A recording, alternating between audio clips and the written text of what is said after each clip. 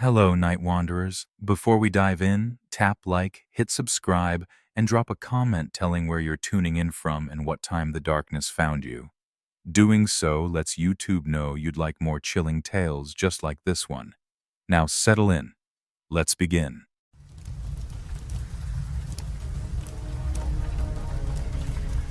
I've spent the past decade working as an investigative journalist.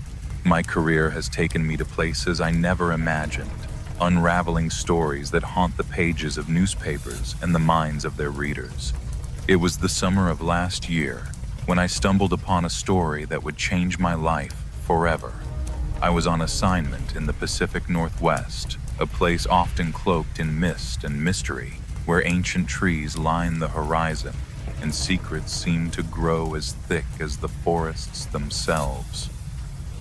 The story began with a series of missing person cases in a small, rural town called Whispering Pines, nestled deep within the state of Washington. It was the kind of town where everyone knew each other, and the pace of life was as slow and deliberate as the river that meandered through its heart. What caught my attention wasn't just the number of cases, but the eerie fact that the same families appeared in every police report, generation after generation. It was a pattern that seemed impossible to ignore, and one that I felt compelled to explore. I arrived in Whispering Pines on a drizzly afternoon, the kind where the sky merges with the earth in a seamless gray expanse. The air was heavy with the scent of pine and damp earth, and the town itself seemed frozen in time, untouched by the rush of modern life. As I drove through the narrow streets, I couldn't shake the feeling that I was being watched, that unseen eyes followed my every move from behind lace curtains and weathered shutters. My first stop was the local library, a quaint brick building that looked like a relic from another era. Inside, the musty smell of old books mingled with the faint scent of coffee, and the librarian, a woman named Mrs. Hawthorne, greeted me with a curious smile. She seemed eager to help and, perhaps, a little too keen on sharing the town's history. Whispering Pines has always been unique, she said, her eyes twinkling with a mixture of pride and something else I couldn't quite place. There's a rich tapestry of stories here, if you know where to look. I spent hours poring over old newspapers and town records, piecing together the chilling mosaic of disappearances that spanned decades. Each case was eerily similar. A person would vanish without a trace, leaving behind a family steeped in grief and unanswered questions. And always, the same names appeared. Oh, the Thompsons, the Carsons, the Millers, and the Blackwoods. The deeper I delved, the more I felt the weight of the town's history pressing down on me, like a heavy fog that refused to lift. It was as if Whispering Pines itself was a living entity, its secrets woven into the very fabric of the land. Armed with my notes, I decided to visit the families involved, hoping to glean some insight into the strange pattern of disappearances. My first visit was to the Thompsons, who lived on the outskirts of town in a sprawling farmhouse that seemed to sag under the weight of its own history. Mrs. Thompson, a frail woman with eyes that seemed too large for her gaunt face, welcomed me with a wary nod. "We don't talk about it much," she said, her voice barely above a whisper. "Folks around here have learned to forget, for the most part." Her words hung in the air, heavy with implications I couldn't yet grasp. As I pressed her for more information, a shadow passed over her face, and she excused herself abruptly, leaving me alone with my thoughts and a growing sense of unease. The other families were no more forthcoming. The Carsons, the Millers, each seemed to carry the same burden of silence, their eyes haunted by memories they dared not speak. It was as if they were all part of some unspoken pact, bound by an invisible thread that tied them to the town's dark past. And then there were the Blackwoods, Their names sent shivers down the spines of those I spoke to, a family shrouded in more mystery than any other. Their house, a crumbling Victorian relic, sat at the end of a long, winding road that cut through the woods like a scar. As I approached, I felt a chill that had nothing to do with the cool air.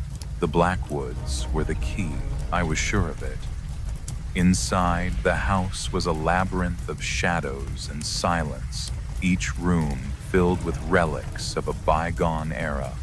I was greeted by Emily Blackwood, a woman whose presence seemed to fill the room, her eyes as dark and unfathomable as the night sky. She spoke in riddles, her words weaving a tapestry of half-truths and veiled threads that left me more confused than when I arrived. "Some things are better left alone, Mr. Turner," she said, her voice a soft, dangerous whisper. "The past has a way of holding on to those who dig too deep." As I left the Blackwood house, the sun dipped below the horizon, casting the town in a shroud of darkness. I couldn't shake the feeling that I was being followed, that something unseen lurked just beyond the edges of my vision. It was a sensation that grew stronger with each passing day, an insidious presence that seemed to seep into my very bones. The townspeople, once friendly and welcoming, began to regard me with suspicion, their eyes following me as I walked the streets.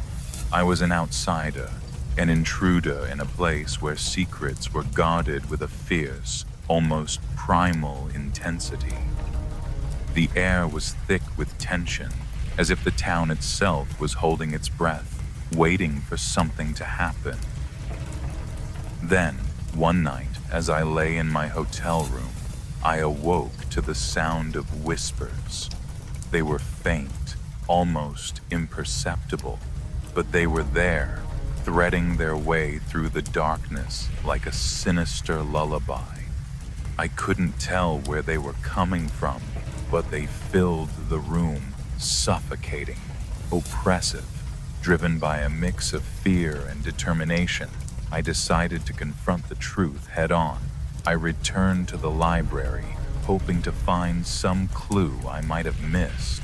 As I sifted through the records, I stumbled upon an old journal hidden away in a forgotten corner of the archives. Its pages were yellowed with age, the ink faded but still legible. It belonged to a man named Jonathan Blackwood, an ancestor of the current Blackwood family. The journal was a revelation, a chilling account of rituals and sacrifices, of a pact made long ago to protect the town from some nameless horror that lurked in the woods. The price of this protection was steep ale, a life for a life, generation after generation. The truth was more terrifying than I could have imagined. Whispering Pines was caught in a cycle of darkness, its fate sealed by the sins of its forefathers. The disappearances weren't random. They were a sacrifice, a blood tithe to some ancient force that demanded its due. I knew then that I had to leave, to escape the town's grasp before it was too late. But as I made my way through the deserted streets, I felt the oppressive weight of the town closing in on me. The whispers grew louder, a cacophony of voices urging me to stay, to become part of the story that had ensnared so many before me. I ran, my heart pounding in my chest, the shadows lengthening around me like grasping fingers. But as I reached the edge of town, I realized with sickening clarity that there was no escape. Whispering Pines had claimed me, its secrets woven into the fabric of my soul. And now, as I sit here, sharing my story with you, I feel the presence of the town still lurking just beyond the edges of my vision. The whispers have followed me, a chilling reminder that some stories are never truly over. The past has a way of holding on, and in Whispering Pines, the past is very much alive. My name is Benjamin Carter, and I'm 34 years old. I've spent most of my adult life chasing stories as a freelance journalist. I've traveled across the United States, unearthing tales both mundane and extraordinary. It's a profession that often finds me in unexpected places, and sometimes those places are more than they seem. What happened to me on a lonely stretch of highway in the Midwest is something I've struggled to make sense of, even now. It was late summer when I found myself driving through the rolling hills of southern Illinois. The sun hung low in the sky, casting the landscape in a warm, golden hue. I'd been on the road for hours, making my way back from a failed lead in St. Louis. As the miles ticked by, my stomach began to protest. I needed food and a break from the monotony of the highway. I was somewhere between Effingham and Mount Vernon when I spotted a flickering neon sign in the distance. Maggie's Diner, it read, the letters glowing faintly against the encroaching dusk. It was the kind of roadside eatery you'd expect in a town bypassed by the interstate, a relic of a bygone era. My instincts told me it was as good a place as any to stop. I pulled into the gravel lot, my tires crunching over the stones. The diner was small and nondescript, a single-story building with a flat roof and large windows that revealed the cozy interior. A few cars were scattered around the lot, their owners likely inside. I grabbed my notebook and recorder, always prepared to stumble upon an unexpected story, and headed for the entrance. The moment I stepped inside, the atmosphere shifted. It was as if I'd crossed an invisible threshold into a different world. The air was thick with the smell of fried food and coffee, yet there was an unsettling stillness that hung over the room. Conversations fell silent as I entered, and I felt the weight of a dozen pairs of eyes upon me. I tried to ignore the sudden attention, making my way to the counter where a middle-aged waitress, her name tag reading Eileen, stood wiping a glass. "What can I get you, hun?" she asked, her voice warm but her eyes scrutinizing. "Just a burger and coffee, please," I replied, attempting a friendly smile. She nodded and scribbled down my order, then disappeared into the kitchen. As I waited, I couldn't shake the feeling of being watched.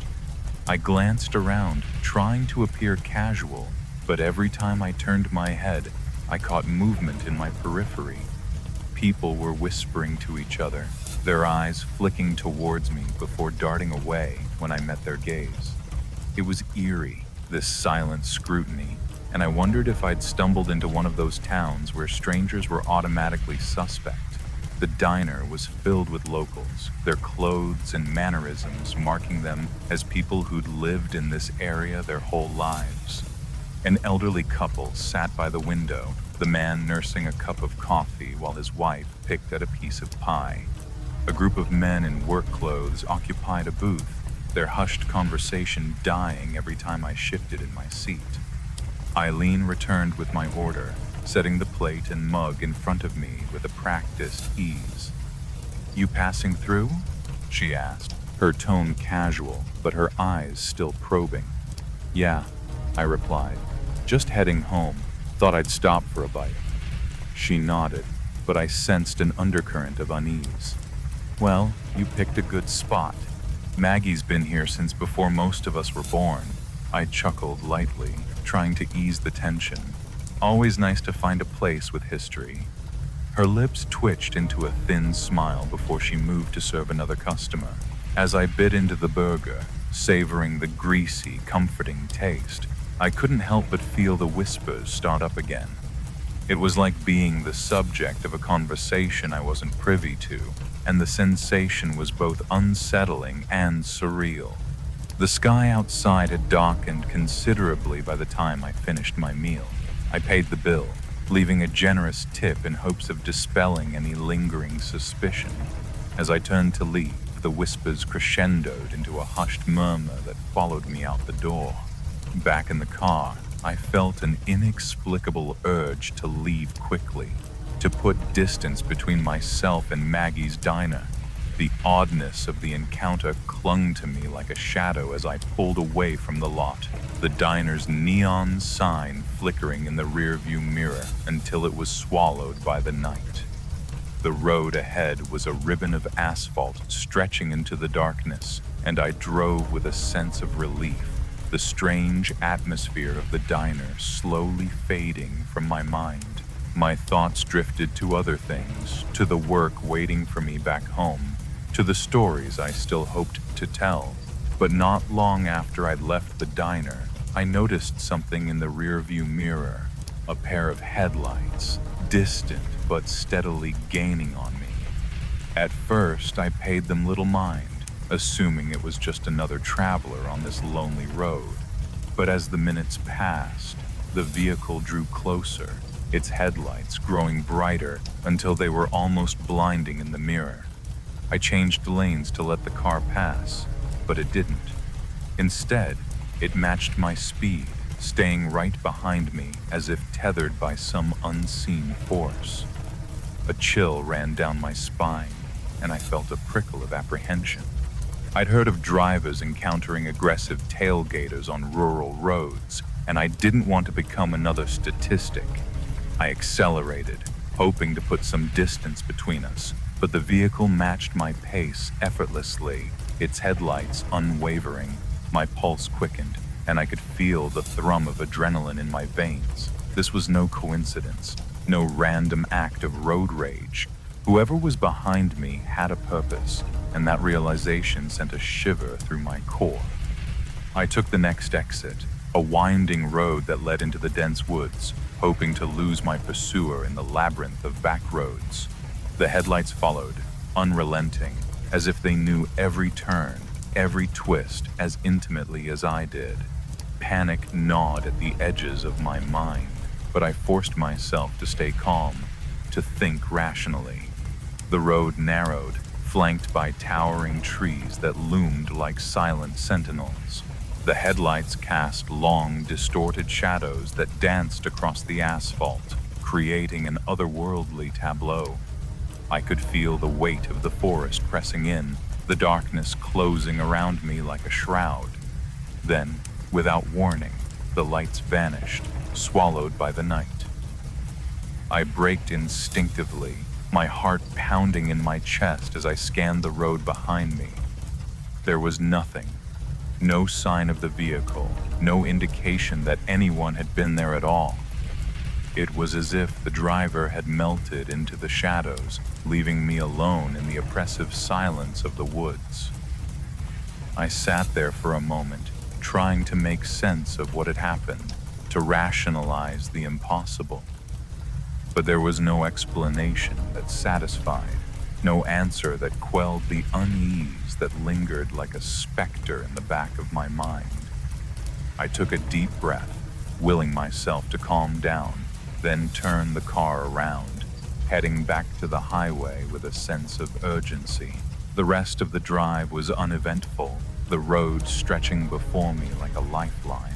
But the experience had left its mark, a smudge of fear that refused to be erased. When I finally reached the safety of my home, I was exhausted, both physically and mentally, the events of the night playing on a loop in my mind. Over the next few days, I couldn't shake the feeling that something was amiss, that the encounter at Maggie's diner was more than just an oddity. It felt like the beginning of a story I hadn't yet written, a mystery that begged to be solved. So, I did what I always do when faced with the unknown. I started digging. I researched the area, searching for any mention of the diner, any hint of its history. What I found was sparse, just a few mentions in local guides and travel blogs. It was as if the place had been deliberately erased from collective memory, a ghost town hiding in plain sight. Determined to uncover the truth, I decided to return to the diner, to confront the strangeness head-on. I needed answers, and I was willing to risk another encounter with the unknown to get them. Armed with a renewed sense of purpose, I set out once more for the winding roads of southern Illinois. As I neared the location where the diner had been, I was filled with an unsettling sense of déjà vu. The landscape looked the same, yet different, as if it had shifted in my absence. I searched for the neon sign, for the familiar shape of the building, but there was nothing. No sign of Maggie's diner, no indication that it had ever existed. I drove up and down the stretch of highway, my frustration mounting with each passing mile. It was as if the diner had been a mirage, a figment of my imagination conjured from the depths of my exhaustion. But I knew what I had seen, what I had experienced, and the certainty of that memory kept me searching. Finally, on the verge of giving up, I spotted a dirt road leading into the woods, one I hadn't noticed before. It was hidden by overgrown foliage, the entrance nearly swallowed by the encroaching wilderness. With nothing to lose, I turned onto the path, my car bouncing over the uneven terrain. The road wound deeper into the forest, the trees closing in around me like a tunnel. I drove with a growing sense of unease, the silence of the woods pressing down like a physical weight. And then, just as I was about to turn back, I saw it. A clearing with a small, dilapidated building at its center. It was the diner, but not as I remembered it. The structure was in disrepair, its windows boarded up and the paint peeling from the walls. The neon sign lay shattered on the ground, its letters scattered like bones. The place had the air of abandonment, as if it had been left to rot for years. I got out of the car, my heart racing as I approached the building. The air was thick with the smell of decay, and the forest seemed to hold its breath, as if waiting for me to make a move. I hesitated at the door, a sense of foreboding washing over me, but curiosity won out. I pushed it open, the hinges protesting with a loud creak. Inside the diner was a time capsule of neglect. Dust coated every surface, and the tables and chairs were overturned, as if there'd been a struggle. The counter where Eileen had served me was cluttered with debris, and the kitchen lay in ruins, its appliances rusted and broken. I walked through the diner, each step stirring up clouds of dust that danced in the shafts of light filtering through the boarded windows. It was a place frozen in time, a snapshot of a moment long past. But as I explored, I noticed something that sent a chill down my spine. There were photographs on the walls, faded with age, but still discernible. They depicted people, customers, I assumed, smiling and laughing as they enjoyed their meals. But the faces were familiar, too familiar. They were the same people I'd seen during my visit, the same eyes that had watched me with such intensity. I backed away, my mind reeling with the impossibility of it all. How could this be? How could a place that was so alive one moment be nothing but a ruin the next? As I stood there, grappling with this bizarre reality, I heard a sound behind me, a whispering, like the rustle of leaves in the wind.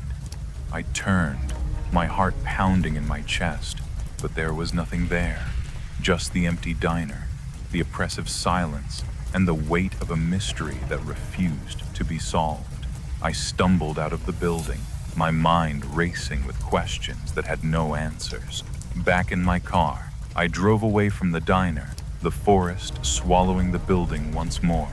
I felt the weight of my experience pressing down, a story that defied logic and reason, a tale I could never fully comprehend. And as I left that place behind, I realized that some stories are meant to remain untold, that some mysteries are better left unsolved. In the weeks that followed, I couldn't shake the memory of Maggie's diner, the whispers of the past echoing in my mind. I tried to move on, to focus on other stories, but the experience lingered like a shadow, a reminder that the world is full of things we may never understand. And sometimes, it's the things we can't explain that haunt us the most. My name is Emily Parker, and I'm 32 years old. I grew up in Chicago, where the city's constant hum became a sort of white noise in my life. After years of navigating crowded streets and long commutes, my husband, Mark, and I decided we needed a change. Mark works as a freelance software developer, while I run an online business. We realized our jobs allowed us the flexibility to move anywhere, so we began searching for a quieter place to call home. That's how we ended up in the small, picturesque town of Millfield, Vermont. Millfield had a charm that was impossible to ignore. It was like stepping into a Norman Rockwell painting, with its quaint downtown area, lined with old brick buildings and mom-and-pop shops. The locals were friendly, always offering a smile or a wave as you passed by. It felt like the perfect place to start a new chapter. We found a lovely 2-story house on the edge of town, surrounded by lush woods and only a short walk from the serene Millfield Lake.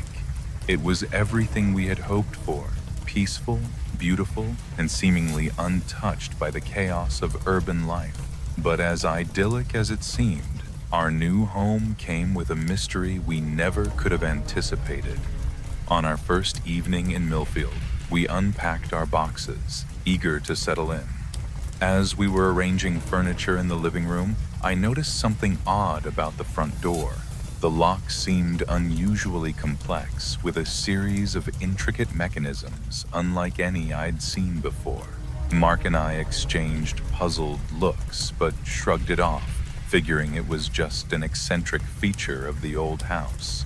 The sun began to set, casting long shadows across the yard.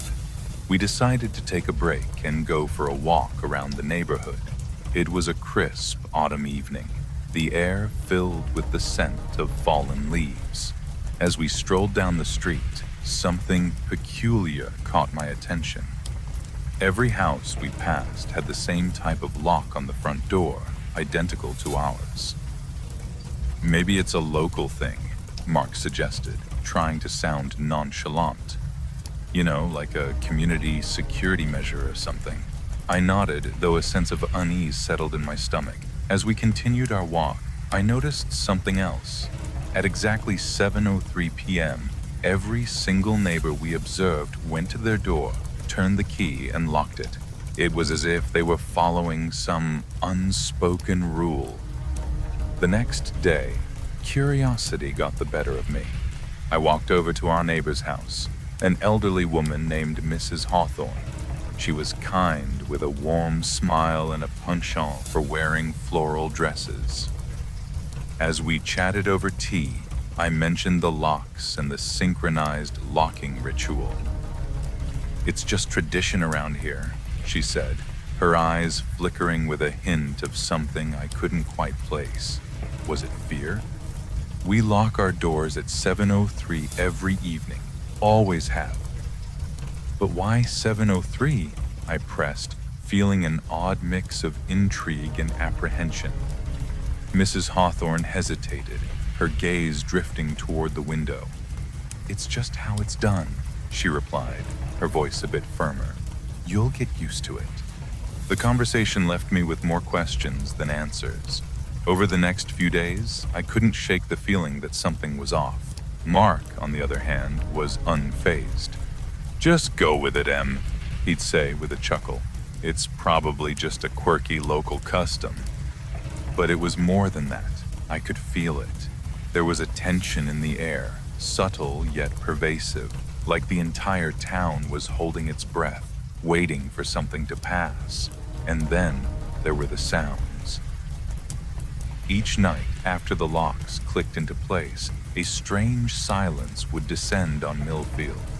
It wasn't the peaceful quiet of a small town, but an eerie stillness, as if the world outside had ceased to exist.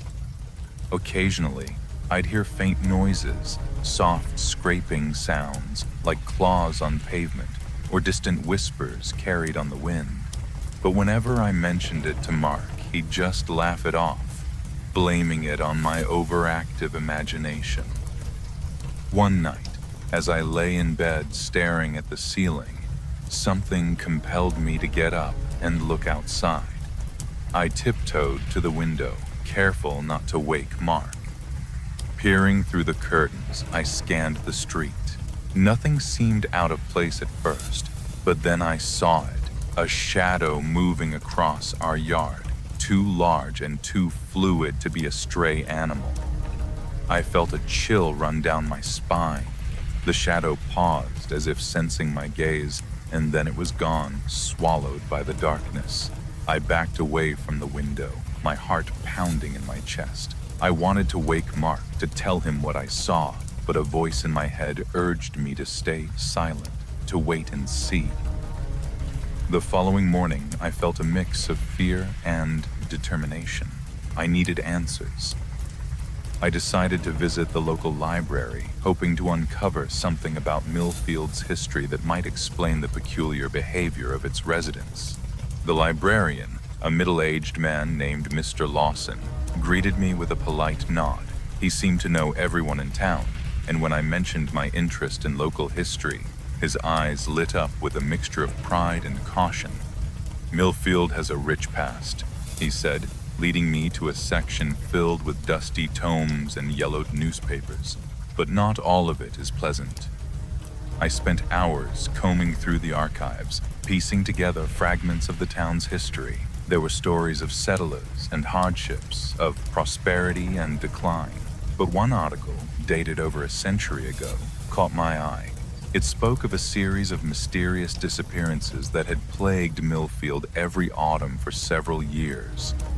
The victims were never found, and the cases remained unsolved. But what struck me was the description of the nights they vanished. The accounts mentioned an unsettling stillness and witnessed reports of shadows moving through the streets. I returned home, my mind racing with possibilities. Could the synchronized locking of doors be a response to these disappearances? A ritual to keep something at bay? I shared my findings with Mark, hoping he'd finally take my concerns seriously. He listened, his expression thoughtful. "It's an interesting theory," he said slowly, "but it doesn't prove anything." His skepticism frustrated me, but I knew Mark wasn't dismissing me out of malice. He simply needed more concrete evidence, something tangible to make him believe. As the weeks passed, my sense of unease grew. The shadows returned, more frequent and more daring, sometimes skirting the very edges of our property. I began to dread the approach of 7:03 p.m., the moment when the town collectively held its breath. One evening, as the clock ticked toward the appointed time, I made a decision. I would leave our door unlocked and see what happened. It was a reckless choice, driven by a desperate need to understand. Mark was in the shower, oblivious to my plan. As the hour approached, I hovered by the door, my hand trembling on the knob. The minute hand clicked into place, and I took a deep breath, letting it remain unturned. At first, nothing happened. The street outside was quiet, the houses darkened and locked. I began to think I'd imagined the whole thing, that there was no danger lurking in the shadows. But then, I heard it, the soft creak of floorboards, the unmistakable sound of footsteps in our home. My heart leapt into my throat. I backed away from the door, my mind racing. I had to warn Mark, had to get us to safety. But as I turned toward the stairs, I saw it, a figure standing at the end of the hallway, half hidden in shadow. It was tall and gaunt, with eyes that seemed to glimmer in the darkness. My breath hitched, and I felt a primal fear grip me, a terror unlike anything I'd ever known. The figure took a step forward, and I knew I had to act. "Mark!" I screamed, my voice breaking the oppressive silence. "Run!" He emerged from the bathroom, confusion etched on his face. But when he saw the figure, his expression shifted to one of horror. Without a word, he grabbed my hand, and we bolted for the back door, our feet pounding against the wooden floors. We stumbled into the night, our breaths visible in the cold air. Behind us, I could hear the sound of pursuit, the soft, relentless footsteps of something inhuman. We sprinted toward the woods, the trees offering a chance at concealment. Branches whipped at our faces as we ran, the shadows deepening around us. I could feel my heart in my throat, adrenaline propelling me forward. Mark's grip on my hand was the only thing anchoring me to reality, the only reassurance that we were still together in this nightmare. The footsteps behind us grew fainter, and eventually they disappeared altogether. We slowed to a stop, gasping for breath, our bodies trembling with exhaustion and fear. We were deep in the woods now, the town a distant memory. "What was that?" Mark whispered, his voice barely audible over the sound of the wind rustling through the trees. I shook my head, words failing me. Whatever it wasn't human. I didn't know how to explain it, didn't know how to make sense of the fear that still clung to me like a shroud. We spent the night huddled together under the canopy of trees, too afraid to return to the house. As dawn broke, we made our way back, the morning light dispelling some of the terror from the night before. The town was as it always was, quiet and seemingly untouched by the events of the previous night. But I knew better. I could feel the change, the subtle shift in the air, the knowledge that the shadows were real, that they were watching, waiting. We packed our bags that day, deciding to leave Millfield behind. Whatever secrets the town held, they were not ours to uncover. We drove away, the tires humming on the asphalt, the town receding into the distance until it was nothing but a memory. As we crossed the state line, I glanced at Mark, his expression a mixture of relief and disbelief. We didn't speak of what happened, didn't try to rationalize the irrational. Instead, we let the silence fill the space between us, an unspoken agreement to leave it all behind. But even now, miles away in the safety of a new place, I can't shake the feeling that the shadows are still there, lurking at the edges of my vision, a reminder of the night we dared to break the unspoken rule.